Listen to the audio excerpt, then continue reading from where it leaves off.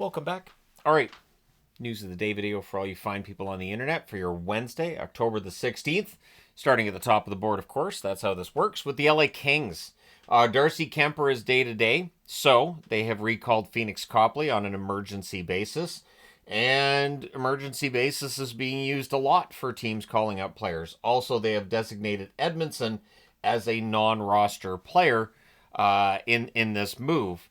Puckpedia in posts around this have pointed out that there are 13 teams by their count that are in this situation where they cannot call a player up because of salary cap. So you can call somebody up on an emergency basis, but an actual recall and, that kind of just your standard recall is not an option for 13 teams. Something I talked about it in the offseason that GMs, the one thing that I haven't understood the last few years is that they get right up against the cap and they end up in this situation. So you see teams go out there and play with. Sometimes you see teams play shorthanded because of the salary cap, where they'll have 11 forwards and 6 defensemen, or maybe they have 5 defensemen and 12 forwards.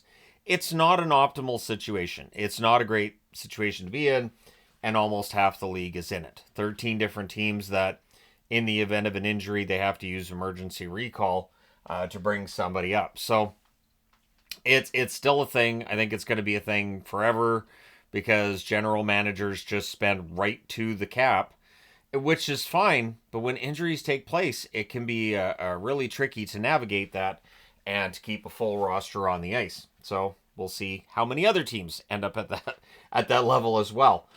Travis Green asked about Linus Ullmark. Doesn't give a clear answer, which makes sense because this is an injury issue around an NHL player. Saying he's skating and progressing well of Ullmark, and that he could start tomorrow against the New Jersey Devils. Less encouraging news about Zub. He has a concussion. He's expected to miss a week. The thing is with concussions, you can say, all right, this should be a week. We'll see. Concussions can, of course, be tricky.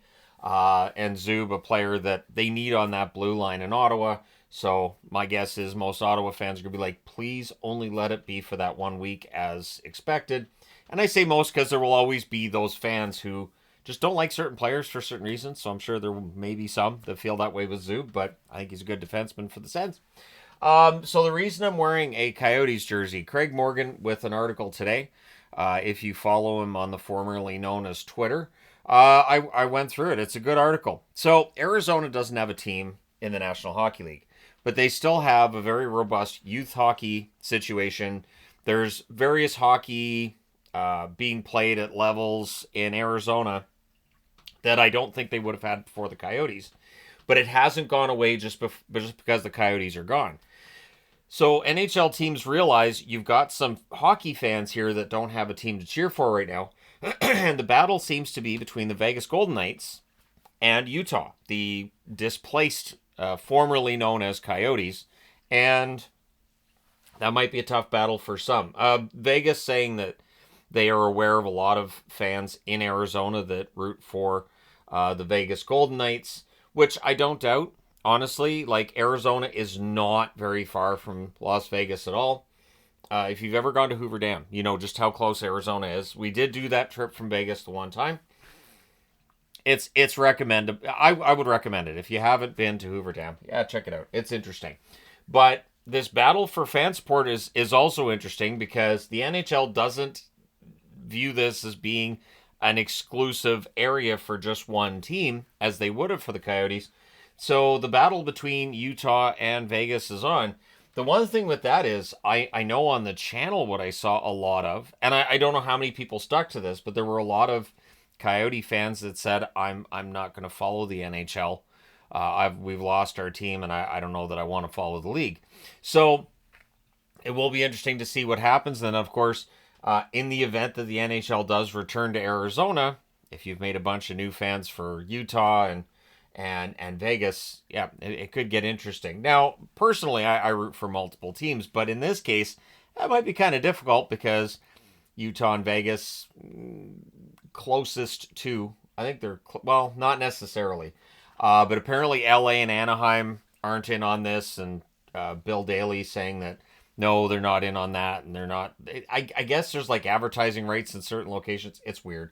So, anyways, let me know your thought. If you're an Arizona viewer, are you more likely to root for Vegas? Are you more likely to root for Utah? Or is your answer just no? There's the way to put it, I think. I'm very tired, so you guys can let me know your thoughts. With last night's game and Alex Ovechkin reaching the 700 assists mark, he is one of 6 players now with 700 or more goals and assists in his career. It is really heady company he's in. Wayne Gretzky, Gordie Howe, Jaromir Jagr, Marcel Dion, and Phil Esposito. So those are the only other players in the NHL's history to record those numbers. So yeah, Ovie joins some pretty exclusive company there, and we're still waiting on that first goal of this season. I do think he'll probably get. I still think he's going to get around 25 to 30 goals this season. It's just the aging process hits everybody, and at some point in time, players slow down as goal scorers and point producers. And Ovechkin, I thought, showed some signs of slowing down last year. So we'll see, right? I do still think he passes Gretzky. I just think it'll probably be next season when he does it. Dylan Gambrell has been waived by the Columbus Blue Jackets. I think he clears. I think it's highly likely that he does. Carolina had Joakim Ryan on waivers yesterday. He did clear today. And Brendan Lemieux has been placed on the waiver wire today. I also think he will clear. Lemieux is ideally, a fourth liner. And at this point in time, there's just no room for him in the Carolina lineup. And so he's on the waiver wire. And my guess is he'll clear and end up getting sent down to the AHL. The Vancouver Canucks in the midst of a pretty rough stretch. And it's not going to get easier. Tomorrow night they're in Florida, right? So it is not going to get easier for Vancouver. They've sent Ratu down to the AHL. There's rumblings of other roster moves on the way and some changes on the way for Vancouver too. Vancouver can't really afford to have a disastrous season this year.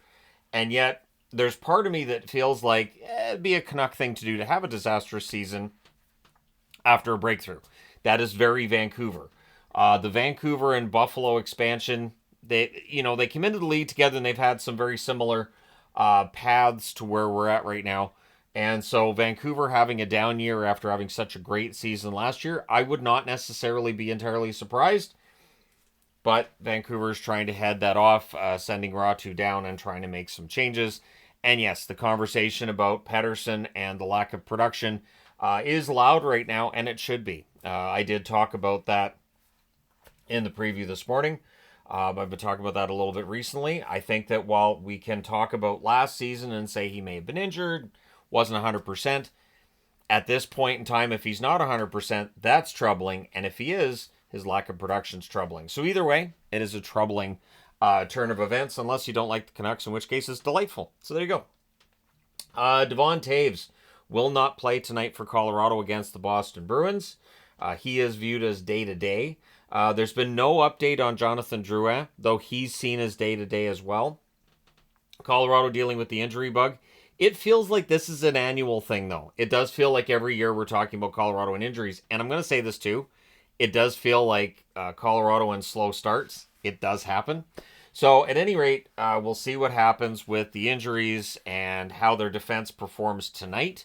Because their defense and their goaltending are definitely in the spotlight for some lackluster play, turnovers for the defense, and not getting saves from the goaltending. So, it's been tough. But we'll see how things go tonight against a Boston team that has been very up and down so far this year.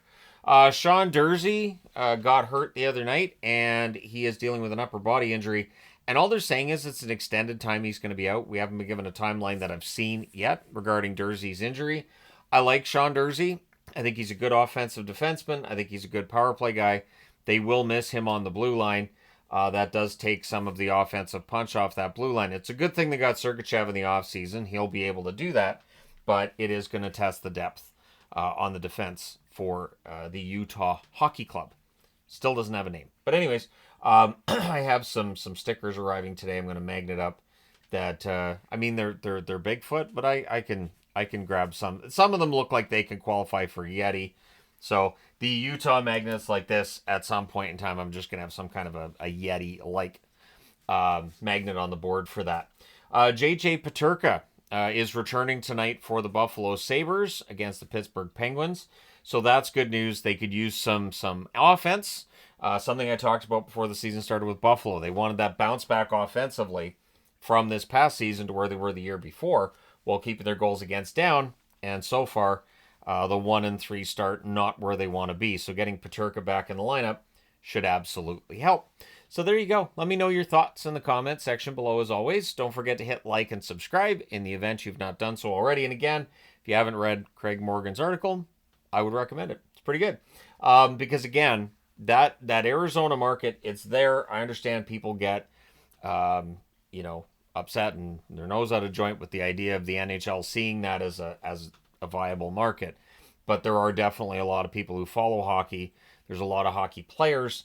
And so it makes sense to have teams, fighting for that market. That's a lot of potential eyeballs. And all you have to do to get that is just some outreach. So both Vegas and Utah doing that. So there you go. Let me know your thoughts. Hit like and subscribe in the event you've not done so already. Thank you guys so much for all your support. It means a lot. I'll talk to you again soon.